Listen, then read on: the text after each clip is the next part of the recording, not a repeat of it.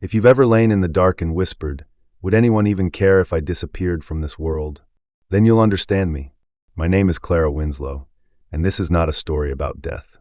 It's the story of someone alive but stopped existing long ago, and who was finally awakened not by words, but by the light of a place I once refused to believe was real.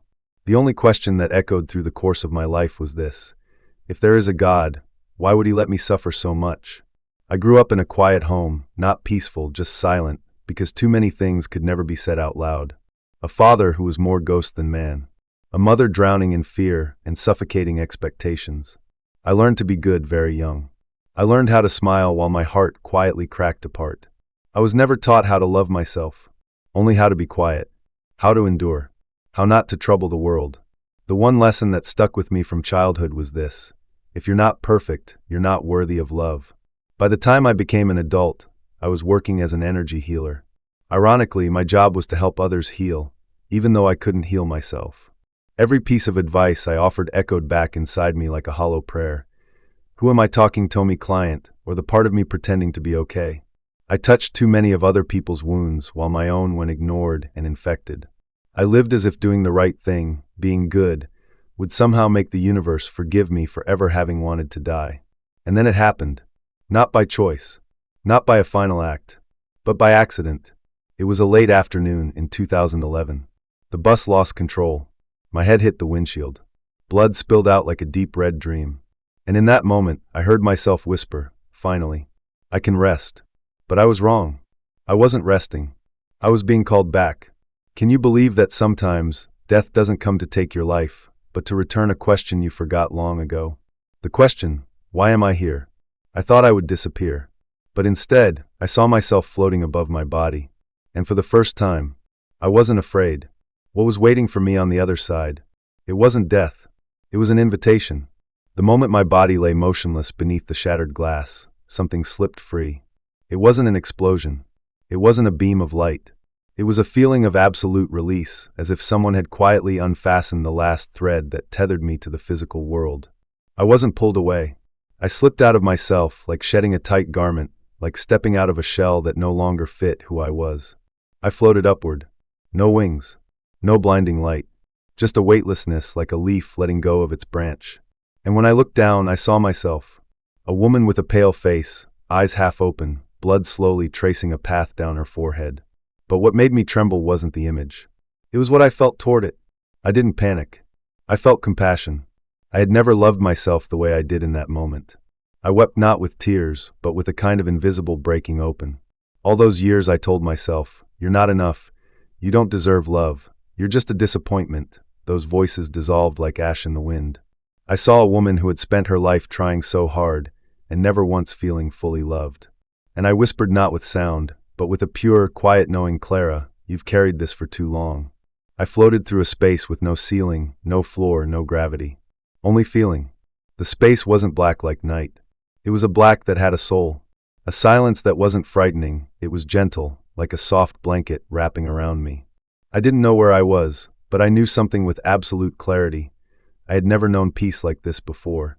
There was no heartbeat. No thoughts of time, body, past, or future. Everything dissolved. And in that dissolving, a sound rose not as words, but as a deep vibration from within. You are not lost. You are being brought home. Then I began to see light. Not the cinematic flash we've been taught to expect, but a gentle wave of light, glimmering like golden dust suspended in space. And as it came closer, I didn't feel small. I felt remembered. The light didn't just approach me. It began to speak, not with a voice, but with memory. And I realized I was about to meet a soul I had once called God. But this time, I wasn't coming to beg. I was coming to remember who I truly was. I don't know how to describe that moment without making it feel smaller than it truly was. The light didn't shine from a single point. It was as if every atom in the entire space was singing the same melody. There was no face. Nobody. But I knew. I knew it was a living presence. Not alive in the way we understand life, but a purity of being. An original essence. And I knew, without question, that it was love. We didn't speak with words. There were no mouths. No sound. Every question I thought of was already answered before the thought even finished forming. And for the first time in my life, I didn't feel like I needed to be forgiven. I simply felt understood.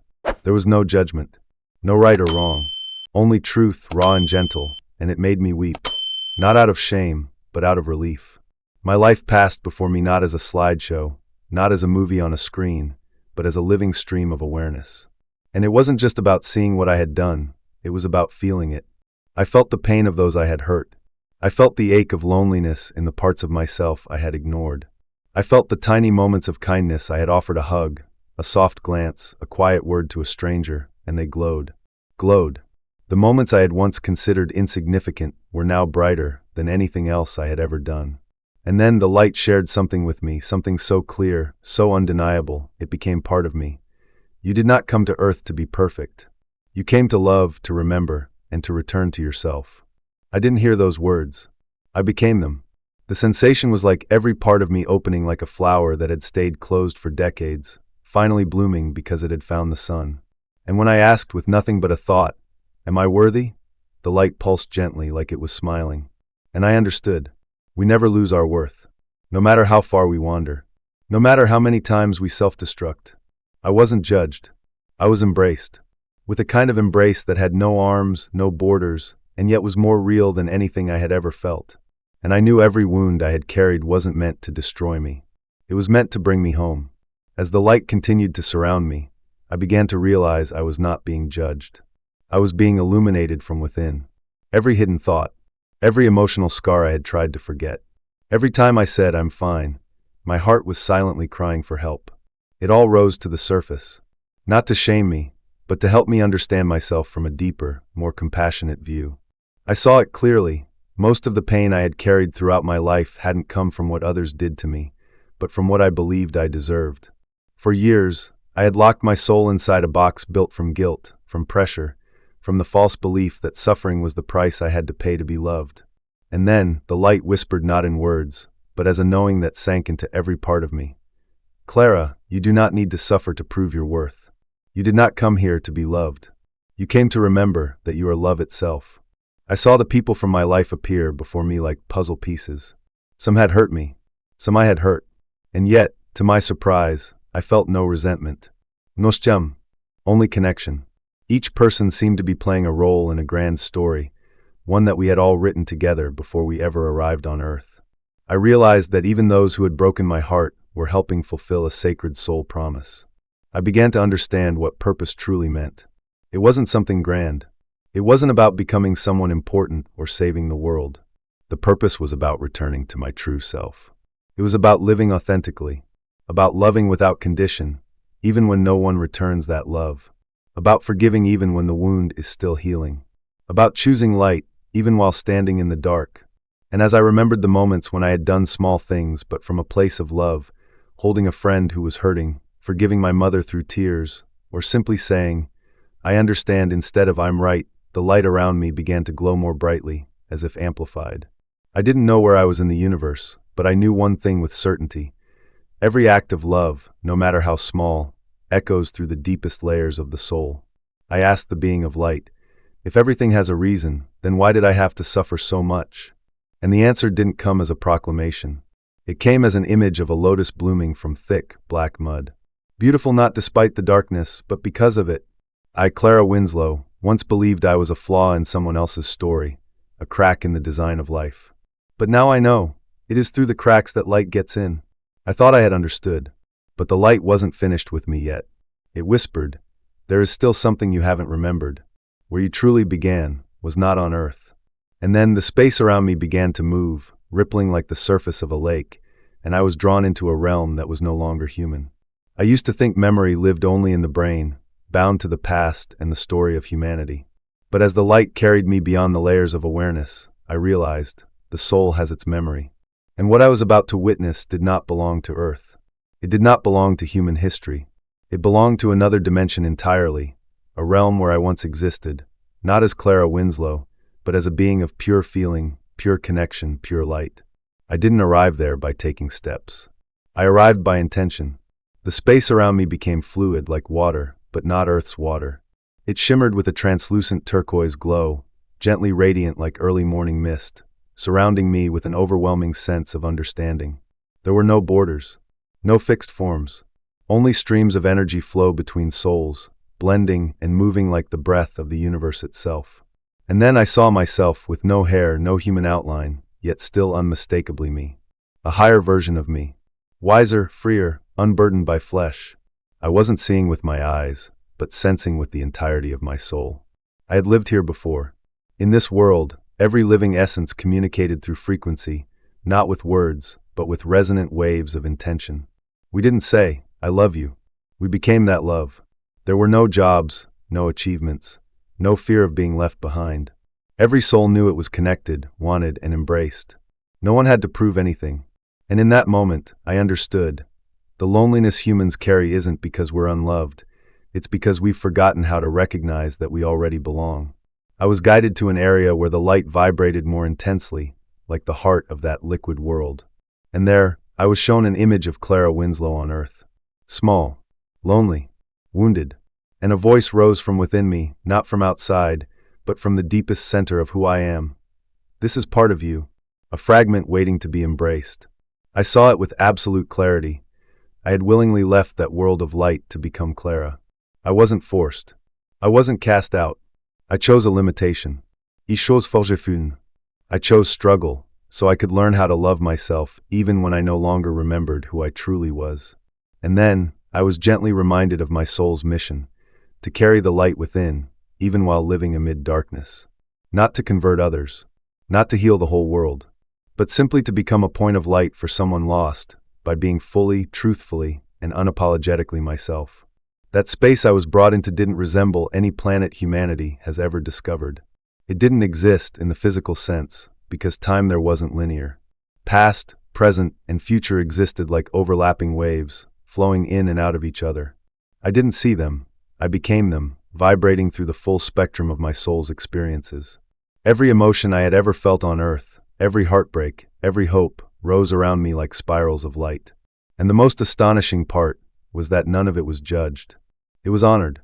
I sensed other beings around me, not people in the human sense, but radiant entities of light, sharing in my experience. They didn't speak. They didn't teach. They simply listened, with a kind of sacred stillness, so profound it moved me to tears. And in that moment, I saw something that I still carry with me. Earth, the place I once thought I had been sent down to, was in truth a high-level soul school. Not because it's easy, but because it's incredibly hard. Here, we are given the heaviest assignments, to love while wounded, to believe again after being broken, to live authentically, even when it might cost us acceptance. I was then shown glimpses of other souls who had walked with me through many lifetimes. One had been my mother in this life. Another, a lover who betrayed me. One was a stranger I helped once and never saw again. And I understood that every meeting has meaning. Nothing is random.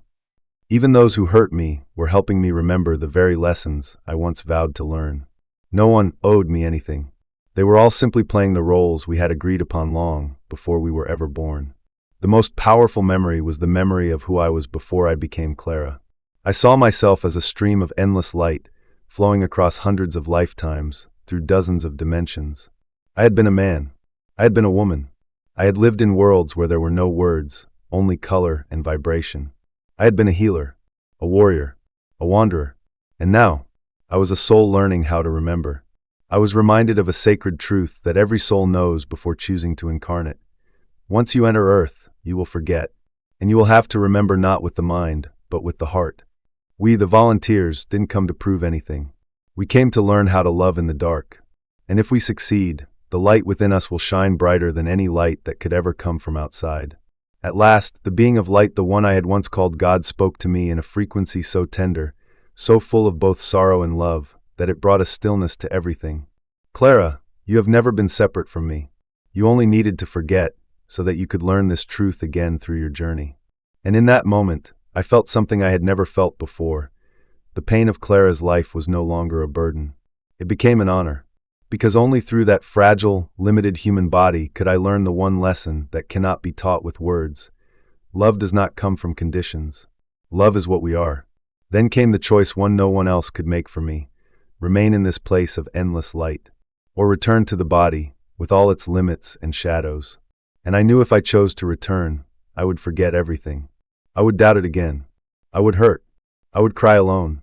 But this time, I would let my heart remember, even if my mind forgot. I thought that once I had seen the whole truth, the decision would be easy. That after knowing I was an eternal soul, after understanding the purpose of incarnation, after tasting unconditional love itself, returning to a body filled with pain and a life full of challenges would feel like nothing more than closing my eyes and stepping forward. But it wasn't. The truth is, I hesitated, not because I feared the pain, but because I knew if I went back, I would forget again. I would have to start over.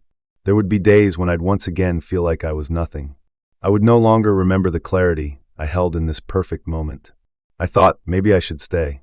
Stay in this place where there was no judgment, where everything moved in harmony, where light was the language, and I belonged without ever needing to earn love. But then, I saw her, my mother. Her eyes that had long since run dry of tears still looked at me with quiet love. I saw my best friend, the one who held my hand when I was ready to let go. I saw people I hadn't even met yet, but who would need me, not as a healer, just as a human being. One is willing to live authentically, to love while still healing, to believe while still walking in the dark. And in that moment, I was no longer afraid of forgetting, because I knew my heart would still remember, even if my mind lost its way. I would know through intuition, through dreams, through those deep, inexplicable waves of emotion that bring us to tears without knowing why. And then the light asked me, "Are you willing to accept pain again so you can learn to love once more?" And I answered not with words, but with the fullness of my being, yes. I began to feel myself descending, but it wasn't like falling from a height. It was like a drop of water returning to a familiar ocean. There was no panic, only a beautiful, aching sorrow. The kind of sorrow you feel when you're about to re-enter a noisy world, while your heart is still humming the music of the unseen. I saw the light dimming. I saw the form of Clara Winslow lying on the ground, cold, bloodied, and lifeless. I felt the heartbeat return, irregular and faint, but clear. Life was not over yet. I re-entered my body the way one might return home after a long journey, as if someone gently touched my heart and whispered, "Remember you once knew." There was no thunder, no sky breaking open, just a single breath, soft and deep, reopening the doorway between two worlds. I opened my eyes, and I cried, not from pain, but because I had come back, not as the old Clara, but as someone reborn, still human, but carrying the faded imprint of something eternal. They say that after death, you'll see the light. But for me, it was different.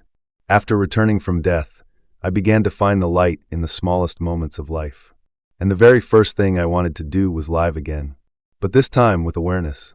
Since that return, I have never again been the Clara Winslow I once was, the woman who begged to disappear, who lived like a shadow, who believed she was an invisible burden on the world.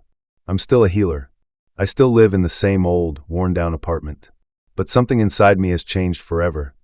I now know who I am, even if the memory sometimes fades. I don't need anyone out there to recognize me, because deep within, I've seen my soul shine so brightly that nothing in this world could ever extinguish it. I began to listen more, to hear the unspoken cries hidden between words, to hear the inner child inside each person I met, but most of all, to hear the whisper of my soul every time I wanted to hide. I learned to forgive unconditionally, not just others, but also myself, the version of me that got lost. That broke. That person once wanted to give up. I no longer see pain as failure. I see it as a sign that something is being born. And I've stopped asking, why am I here? Like it's about a career, a cause, or a title. Now I understand. I came here to love myself, to love humanity, to love life, and to love even the cracks along the way. I came here to remember that being is a sacred purpose in itself. I don't have to become anything beyond the most honest version of who I already am. And you, the one reading or hearing these words, have you ever asked yourself, why am I here? Maybe the answer doesn't lie in books. Maybe it doesn't come from sermons. Maybe it's hiding inside the pain you've endured in silence, in the nights you didn't give up even when your heart was breaking. You are not here by accident. You chose to come, and you are strong enough to forget so you can remember again through your own experience. I'm not telling you this story so you'll believe me. I'm telling it so you'll understand one thing. If you've ever felt like you don't belong, maybe it's because you came from somewhere else, and you didn't come here to fit in. You came to wake up. And if you're still here today, even with a heart that feels shattered, it means your mission isn't over. You don't need a near-death experience to remember who you are. Sometimes, all it takes is a moment of stillness and the courage to ask your heart, if I was once made of light, Am I living like it now? And if the answer is no, then begin again. Because you're still here. And that is enough.